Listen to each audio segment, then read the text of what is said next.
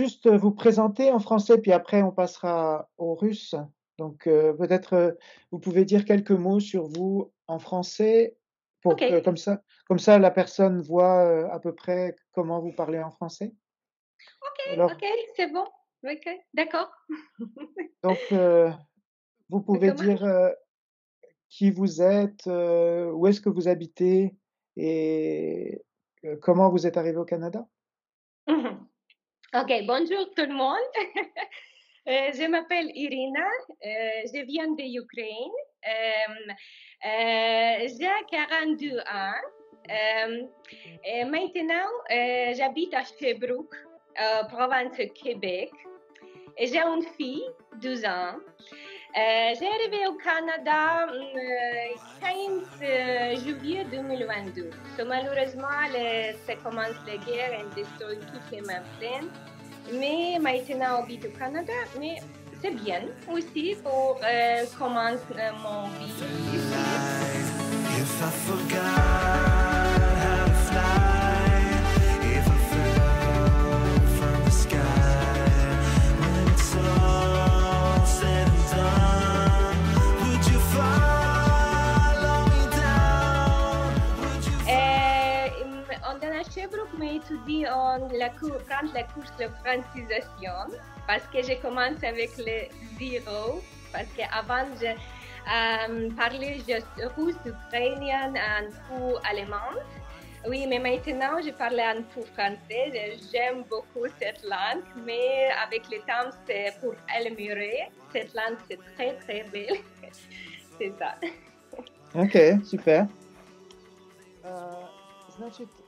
Donc, vous êtes arrivé au Canada, ça fait presque 2 ans, un an et demi. En janvier, ça fera un an et demi.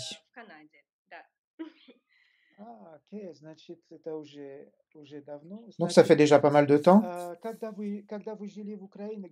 Quand vous étiez en Ukraine, vous étiez où? Quand on vivait en Ukraine, ma ville, c'est Boutcha. Et je travaillais au centre de Kiev, mon travail principal. Donc j'avais du chemin à faire à l'aller et au retour. Mais c'est une très belle ville. Ça ressemble à Sherbrooke, c'est calme, c'est bien de vivre avec un enfant, il y a des écoles. Et comme tout le monde le sait, elle est tombée sous l'occupation. On est parti de Boutcha, c'était très difficile. Mais j'associe dans ma tête Sherbrooke avec Boutcha. Parce que ici, avec mon enfance, c'est très agréable de vivre. On me l'associe, Sherbrooke, avec notre maison.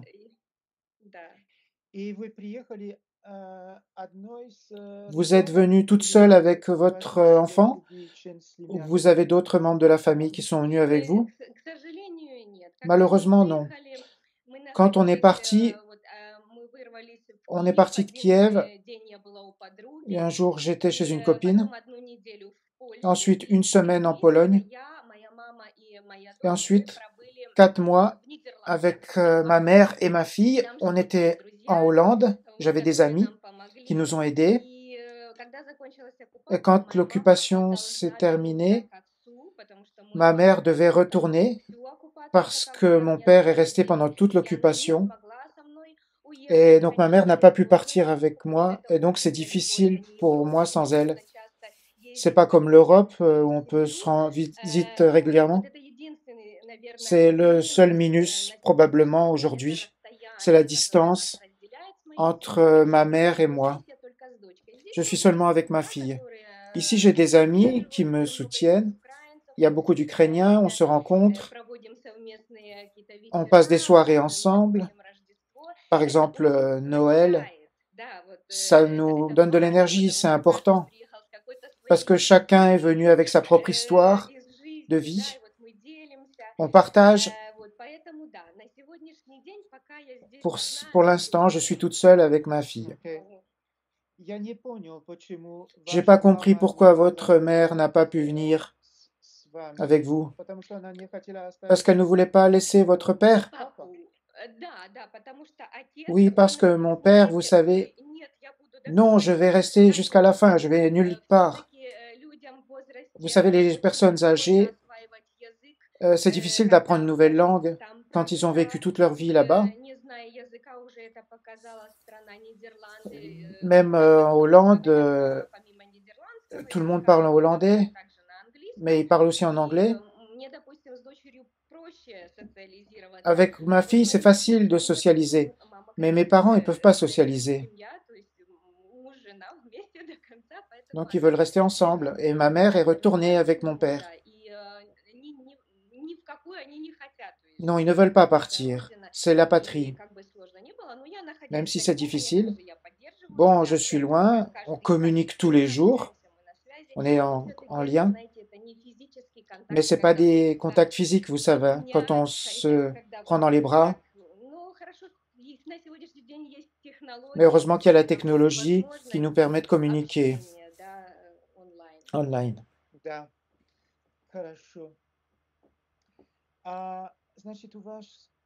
Donc vous avez une fille qui a 13 ans?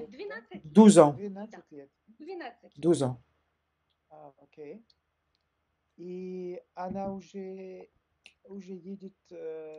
Elle va déjà à l'école? Non? Elle parle en français, j'imagine. Oui. Oui, pour les enfants, c'est plus facile d'apprendre la langue, de s'intégrer. Elle parle de plus en plus. Le gros plus, c'est qu'au départ, on parlait en anglais, donc ça donne des plus. Mais elle aime mieux le français. C'est une belle langue, le français. Difficile sur la grammaire, mais quand vous êtes dans la société, que vous entendez les gens parler,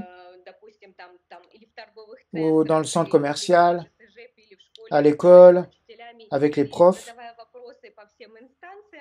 vous posez des questions au gouvernement, vous entendez la radio aussi. Et au bout d'1 an et demi, on a beaucoup appris en 1 an et demi le français. Oui, les enfants apprennent très vite.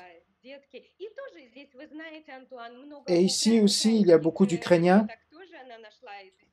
Elle s'est fait des amies ukrainiennes. Et bon, ça donne des forces. Ah, tu viens d'où? Je viens de Kiev. Allez, viens chez moi. Et donc, ça nous fait bien de nous retrouver entre nous. Comment vous avez fêté le Nouvel An? Avec des amis ukrainiens? Oui, vous vous rendez compte? On est arrivé dans un nouvel appartement que le gouvernement nous a donné. Ici, on a du soutien de tout ce qu'on fait. Le gouvernement du Canada nous aide pour tout. Je suis venue toute seule avec ma fille et dès qu'on demandait, il y avait des réponses à nos questions, il y avait de l'aide. Et comme ça, j'ai rencontré une famille. Ils viennent d'Odessa. Moi aussi, je suis née à Odessa. Et on se trouve dans la même rue. Et donc, on a passé le Nouvel An ensemble. On s'est rencontrés, nos enfants sont sympathisés. Chacun a préparé ses plats. On a fait des concours. On a joué. Donc, on a vraiment été joyeuses pour le Nouvel An. On l'a fêté selon le temps ukrainien. Puis après, on l'a passé selon le temps canadien. L'année a commencé de façon très positive. Vous savez, la manière dont vous rencontrez la nouvelle année, c'est comme ça que l'année va se passer. Donc ça s'est bien passé.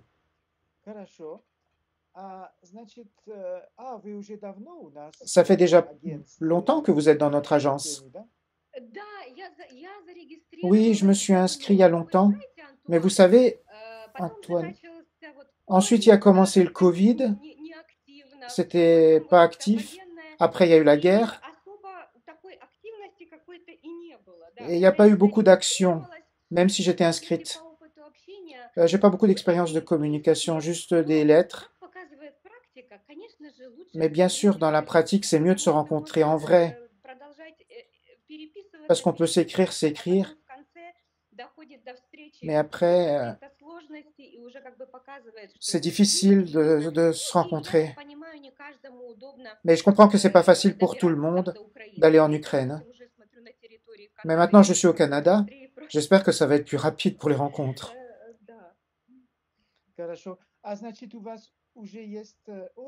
Donc, vous avez déjà de l'expérience de communication avec des hommes à distance? Oui, oui. Oui, on a communiqué. J'ai même eu une rencontre. Mais pour dire qu'il y ait des résultats, c'est mon homme? Non, jamais. Donc, je continue ma recherche. Oui, c'est compréhensible. Vous savez très bien comment doit être votre mari? Vous avez des critères de recherche? Oui, Antoine, bien sûr. Il y a toujours des critères. Il y a des avantages, bien sûr, qu'on cherche. Vous savez, aujourd'hui, pour moi, aujourd'hui, ce qui est important, c'est que l'homme soit fiable. Fiable, pour qu'on puisse compter sur lui. Parce que j'ai vu les différences de mentalité ici au Canada. En Ukraine aussi, on a des femmes fortes, mais on reste quand même féminine. Elles ne disent pas je suis capable de tout faire. On veut quand même être près d'un homme. C'est l'homme qui prend l'initiative. Et moi, je veux être à côté d'un homme qui soit une épaule forte, qui prenne de l'initiative, qu'à n'importe quel moment, je puisse obtenir du soutien. Allez, il s'est passé quelque chose pour moi. Qu'est-ce que je dois faire? Et l'homme dit, ne t'inquiète pas, ma chérie, je vais m'en occuper. Pour moi, ce serait comme du miel pour les oreilles. C'est important, oui. Et le statut social, et le matériel, parce que c'est une famille. L'homme, il doit fournir à la famille. C'est le leader, c'est lui qui amène l'argent. On a été élevé dans le patriarcat. Pour moi, c'est important. Des intérêts en commun pour que la communication soit facile, pour qu'on puisse parler de tout ensemble. Et l'aspect physique, évidemment, sens de l'humour. Le sens de l'humour rend nos vies plus faciles. Si on fait une blague, eh ben bon, l'humour doit être gentil, mais pas avec de l'ironie méchante. L'humour gentil, pour qu'on rigole ensemble. Et ensuite, le problème disparaît. Vous savez, je valorise l'homme dans son ensemble. Je ne vais pas dire non tout de suite. Il faut apprendre la personne au total, sentir comment il est. Mais je valorise plutôt les hommes sérieux. Il dit, il fait. Il ne commence pas à raconter des choses. Il tient ses paroles. Il fait ce qu'il dit. Voilà une façon courte de dire, parce que je pourrais dire encore plus de choses. Bien sûr, je voudrais qu'il y ait plus d'hommes comme ça. Même dans la communication à distance. Messieurs les hommes, n'ayez pas peur, posez-nous des questions. Apprenez les femmes. Qu'est-ce que tu aimes? Quelle est ta couleur préférée? Quelle nourriture tu aimes? Où est-ce que tu aimes aller? Parce que si l'homme ne fait que de parler comme un monologue, de lui, de lui, de lui, la femme, elle ne comprend pas s'il est intéressé ou pas. La femme, vous savez, c'est comme une fleur. Elle va devenir agrandir ses pétales. Mais il faut lui parler. Par exemple, faire une surprise, si elle aime des surprises. Ah oui, je me souviens, tu m'as dit ça de toi. Ça, c'est des nuances qui sont vraiment importantes pour une femme.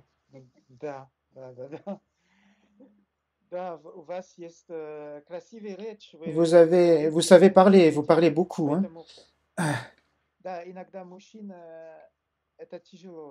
Oui, pour les hommes, c'est difficile de leur apprendre comment écrire à une femme.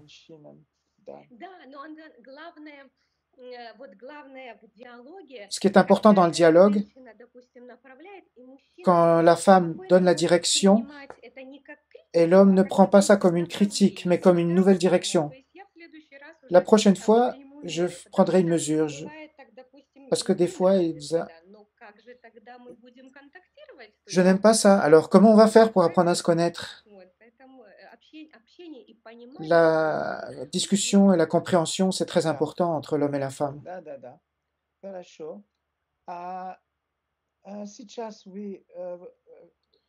En ce moment, comment se passent vos journées à Sherbrooke? Vous allez au cours de francisation? Vous avez déjà trouvé du travail? J'ai terminé à la fin novembre. En décembre, j'avais déjà fini la francisation. Ça occupait tout mon temps. Et maintenant, je vais avec des rencontres, avec des rencontres avec les femmes pour aider les femmes à trouver du travail. On se rencontre tous les jours. On nous aide à faire notre résumé, notre CV. On nous aide à faire des entrevues vidéo pour trouver du travail. La province du Québec exige une bonne connaissance du français. Parce que moi, j'ai une bonne expérience. Je travaillais dans une boutique de bijouterie à Kiev. Je n'ai pas trop changé souvent de travail. Et ici, une expérience de travail est très valorisée. Je sais que je vais trouver un travail. Pour moi, le travail, c'est important, la socialisation et le travail.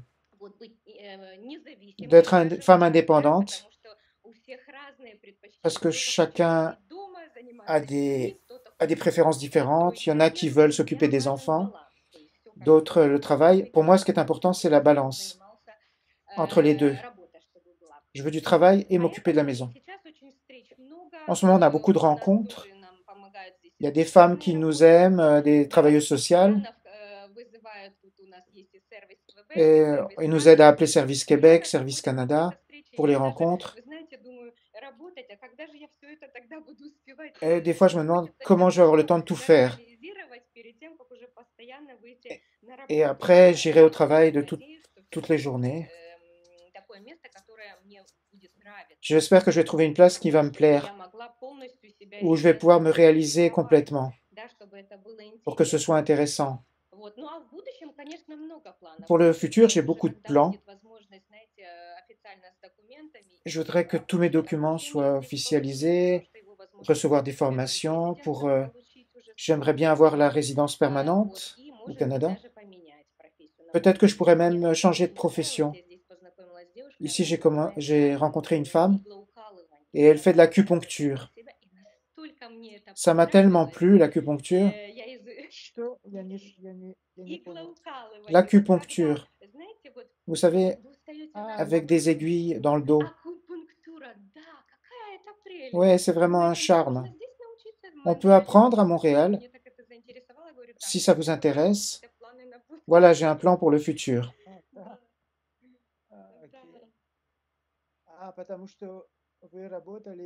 Ah, vous travaillez dans une bijouterie?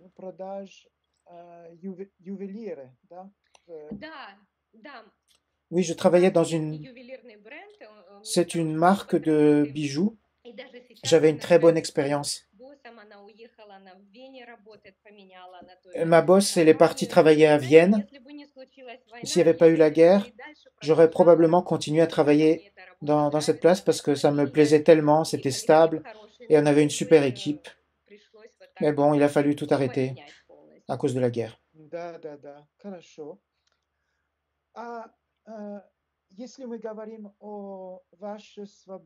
Et si on parle de vos temps libres, quand vous avez du temps, qu'est-ce que vous aimez faire? Du sport? Absolument, oui, le sport. On a des copines du sport et on va faire du sport ensemble. Il y a des classes de spinning dans la salle de sport, des classes de Zumba et step aérobie. Et aussi, je fais beaucoup de marche à pied. Ici, les gens utilisent beaucoup la voiture et ils ont perdu le sens de la marche. Je marche beaucoup. Et quand il y a du beau temps, je fais du vélo et je fais du yoga. Pour moi, un des critères importants pour un homme, c'est qu'il soit actif, sportif. Parce que si l'homme préfère regarder, je ne sais pas, des films toute la journée sur Netflix et ne rien faire physiquement, alors on ne sera pas compatible. On doit passer du temps dans la nature, j'aime les montagnes, il y a des belles piscines, il y a plein de choses à faire ici. Et ma fille, elle aime beaucoup le patinage. Et aussi à Sherbrooke, elle a essayé la première fois le ski de fond. J'avais jamais essayé le ski de fond, j'ai aimé. Il y a un club amateur pour les gens qui arrivent à Sherbrooke. Ils peuvent faire ça. J'aime essayer des choses nouvelles. Et j'ai essayé, j'ai aimé. Donc voilà. Et le climat au Canada, c'est pas trop dur l'hiver? Vous savez, Antoine, non. Ça ressemble au nôtre, mais simplement au Québec, on dirait, c'est une grosse surprise. Hier, plus 6, ensuite moins 6, ensuite moins 10. Il y a beaucoup de montagnes russes. Pour nous, c'est plus stable, les températures. Mais on se trouve dans les mêmes températures. Mais ici, il y a des très bons habits. C'est des habits de qualité. Et on n'a pas besoin de mettre beaucoup de couches. Tu mets des habits thermaux et tu te sens chaud, des bonnes chaussures. Et on peut se sentir très bien même dans le temps froid. Bien sûr, il y a des moments où il fait moins 20, moins 25. Et l'année dernière, à moins 25, on est allé à une exposition de châteaux de glace. Bon, c'est bien. Bien sûr, j'aime quand il fait chaud. J'aime mieux quand c'est la fin du printemps, que le thé arrive, mais qu'il ne fait pas trop chaud. J'aime ça. Mais on va s'en sortir, c'est bien.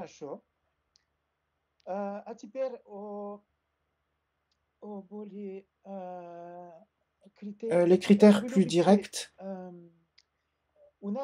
Au Québec, nous, on a des hommes qui sont très souvent dans des petits villages, des plus petits villages que Sherbrooke. Pour vous, c'est important de vivre en ville ou à la campagne? Toutes les variantes. Je regarde toutes les variantes. Pourquoi? Parce que je n'aime pas vivre dans les grandes villes. Je préfère travailler dans une grande ville, parce qu'il y a plus de possibilités. Mais pour moi, je vois une grande maison avec du terrain et le calme. J'aime Sherbrooke ici. J'aime le son de la nature. Pour moi, je n'ai pas des critères très sévères. Que je puisse aller dans un musée à la ville, en voiture. Mais pour se reposer, je préfère de loin les petites villes.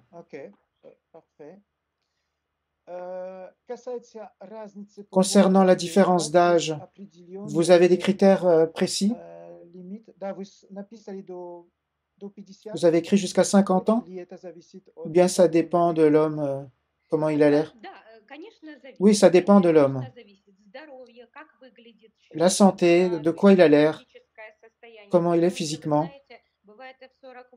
Des fois, vous voyez, à 48 ans, il ressemble à un homme de 60 ans. C'est simplement un chiffre. Il peut être 55, 57 et il est très sportif et il est très puissant. Ici, je vois aussi bien les hommes et les femmes, ils sont en super forme physique. Donc, quand j'ai rempli mon profil, je mets 50 ans selon les hommes ukrainiens, mais ici, c'est différent. Ici, les hommes âgés ont l'air beaucoup mieux qu'en Ukraine. Ça dépend de comment il a l'air. Et c'est un mode de vie, bien sûr.